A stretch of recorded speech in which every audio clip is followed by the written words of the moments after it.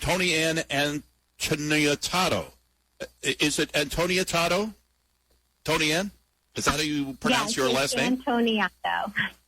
Antoniato. Okay. Well, I'm originally from New York, so I can usually do a pretty good job on Italian surnames. You know what? I remember when my brother and I were growing up, he had a terrible problem with snoring as a child. Now, we know that sleep apnea is a big problem for adults. And I have a CPAP machine that I use, but children snore, and, do we really pay enough attention to that? And you have. Do our children, grandchildren, have sleep disorders? How do you recognize those sleep disorders?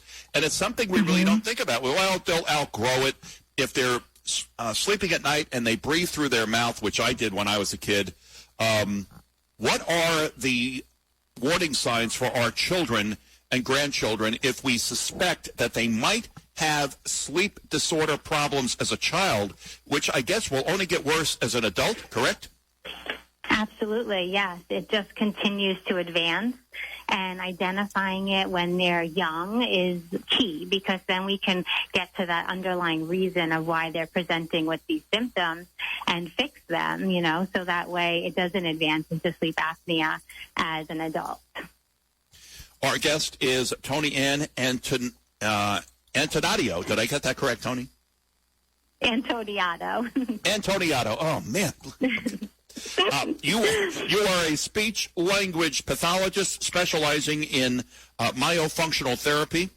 And I'm glad that we're talking about this, because I bet you after this segment is over, there are going to be many parents and grandparents that say, you know what, I really thought that my child had a problem with sleep disorders. Now, do children suffer the same issues that adults suffer when they are experiencing sleep apnea? In other words, they are actually waking up a number of times from their sleep.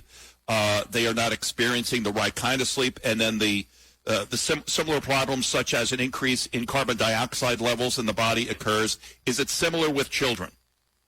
It's typically not as obvious with children, so that's where it really is important to know what those red flags are and what to look for, because it's not going to be the same symptoms that you see in adults. So a lot of the times with children, snoring, yes, absolutely can be a sign of sleep-disordered breathing, and snoring should never be ignored in children. So a lot of the times we hear it's common, and common is very different than normal. So we don't want to ever ignore snoring in children. But a lot of the other symptoms that children will experience are things like teeth grinding in their sleep. If we hear the teeth grinding in their sleep, that can be an indication. Moving around a lot in their sleep, if they're tossing and turning a lot and they're not sleeping in a more still position. Prolonged bedwetting is another sign of sleep-disordered breathing in children. And a big one that we see a lot is difficulties attending throughout the day, so presenting with difficulties with focus and hyperactivity. Things like that are a big indication of sleep-disordered breathing in children. So what can parents do then?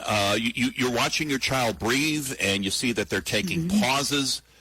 They're experiencing breathing pauses when they sleep. What can grandparents do to address this problem? What do you recommend?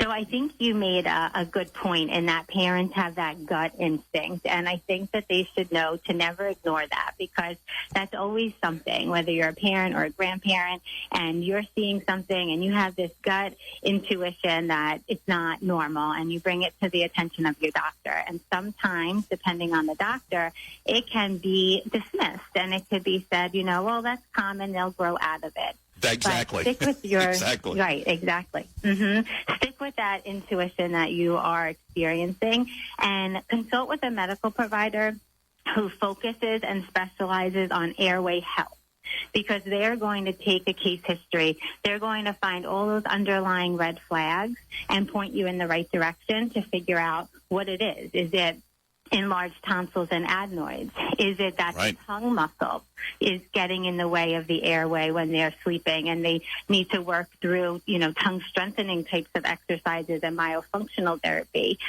They'll be able to really figure out what is the cause and how we can get a resolution. Where can we find out more about the help that our children are probably in need of? If any of the things that we just mentioned here just a few moments ago look familiar to you or your child. Right. So one thing that I give to a lot of my parents that want to learn more is a book that is a great read for parents. It's called GASP.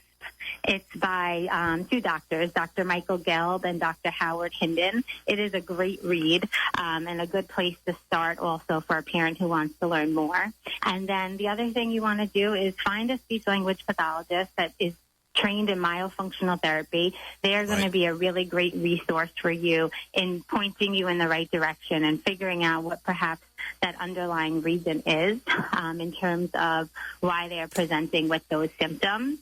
And then I also am the CPO for Spot Pal. It's a tongue training appliance, and we have a lot of resources there, too, that can help support families and parents. Toni-Ann Antoniato? Did I do that right? Yes, you did. Speech-language pathologist specializing in myofunctional therapy. I have a feeling, Toni, that we've awakened some parents and grandparents today to the possibility that their child may have breathing problems in their sleep, and perhaps they weren't tuned into that or focused on that. I bet they will be from now on. I hope so. I really do. Toni-Ann, thank you so much for coming on the broadcast with us this morning. Sorry we were a little late. We had some phone issues. No problem. Thank you so much for having me.